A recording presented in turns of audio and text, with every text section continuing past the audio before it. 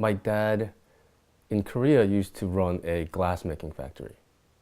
He had, a dormitory of kids that worked there. He'd have to buy the food for them. He'd have to buy whatever else. But the other part of it is that, when you're working in a factory back in the days, you don't have a marketing department, R&D department. He just did kind of all of it. So he would go to Japan, sell, come back, bring us gifts. Of course, when he came to the States, the first thing you do is what everybody else does, is gets into dry cleaning. So he tried a few jobs. So he worked at the shipyard, or the train yard. I remember, he had all these tools and stuff, and he would go there, but he couldn't really cut it because from a physique perspective, he can't be lifting up, big, huge chunks of metal and reefing holes into them. And so I remember him applying to a few office jobs, but it never really panned out because of his language barriers. And so he ended up initially, working in the back at the dry cleaners. And then, we actually had one for a little while in the Bronx. And then that didn't work out because there just wasn't enough business. And so he just closed up shop and retired.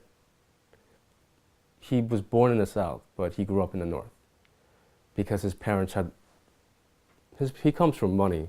And so his parents had moved up to the North. And when the war broke out, he had to actually come back down South. And he did this when he was 10, which is actually the same age when I did it, on foot. There was apparently a trigger which caused the family to move. So my dad was practicing for a school play. The propaganda is kind of school play, and my grandmother was coaching him. You got to say it with zeal and effort. And my grandfather walked in and he said, "Okay, we're leaving." And his family was apparently the wealthiest in town and would have been targets when the full transition happened. So in the middle of the night, they all left.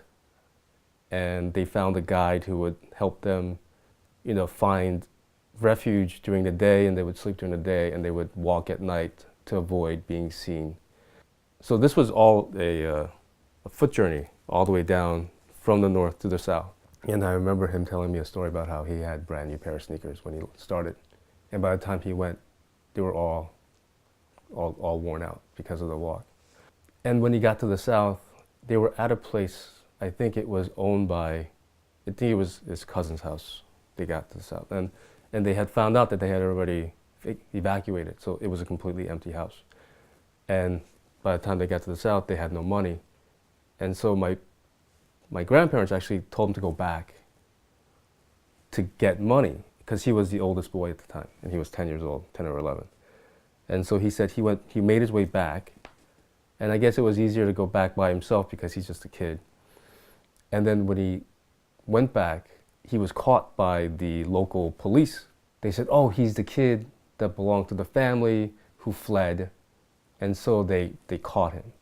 I remember him telling me how he had to defend himself in front of all of these people, in a court of in the street, a mob essentially, right?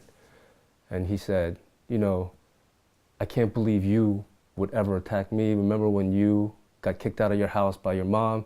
Who took you in and who fed you?" And it's like, "Oh, so-and-so, you worked with my dad in his farm. Who took you in when you had no money?" And so all these people sort of had to, they had no response, so they just sort of turned away and let him be. And so he went back to his house, and he couldn't find anything, obviously, because it was already been ransacked. And so he came back down to the place where he was with his family, but then they had left already. And so he said he stayed there for 2 days. He said he cried 2 days in that house by himself. And then his parents came, my grandparents came and got him back. And from then on, it sounded very much like he was skipping from house to house with various relatives. One of the stories he told me, which he said he remembered very vividly, which is he met two cousins on his way down. I think one was an uncle, one was a cousin, a distant relative. One was younger, one was older. The younger one was a full-blown commie at the time, and he was very much for communism to flood into Korea. And when he saw my grandparents' family coming down, the uncle, I don't know who it is, the relative was so happy. He was literally dancing in the street, like the Korean style dancing in the street. And he said he had a very good flair about him, so he was actually a pretty good dancer. So he was literally doing traditional Korean dancing around them because he was so happy to see them. He went further down south and he met another family who was a full-blown anti-commie. He's like, "What are you doing down here?" It's like, "Why'd you come down? Like, didn't you have a better life in the north?"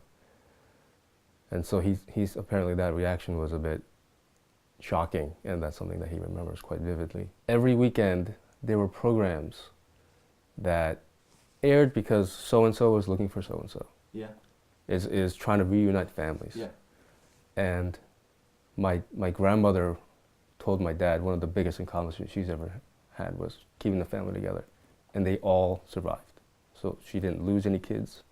She didn't lose any kids to illnesses, to violence, to anything.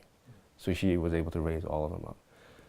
And watching these programs, it's heartbreaking because it's just tears, because it's somebody lost somebody when they were coming down. It's just exactly like that, where if my grandmother hadn't come back to go get him, they would be in that situation where he would be completely separated from family and he wouldn't know where they are.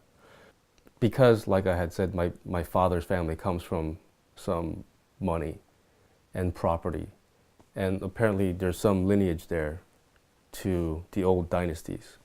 When the city of Seoul started buying property from individuals and giving them money, we actually came to some. However, what ended up happening was that, and it didn't come to me, it came to my grandfather. What ended up happening was the entire family started fighting for the money. And my grandfather said, "I don't want any of it. You guys, if you guys want to fight about it, you can fight about it, but I'm not going to deal with it." And so he actually walked away from it. So my family actually had no money. What ended up happening was whatever windfall they came to, now it's all gone. And so there's nothing to fight about. So family is actually tighter now than they've been before because there's no money. My name is Seungjin, and this is my Korean American story.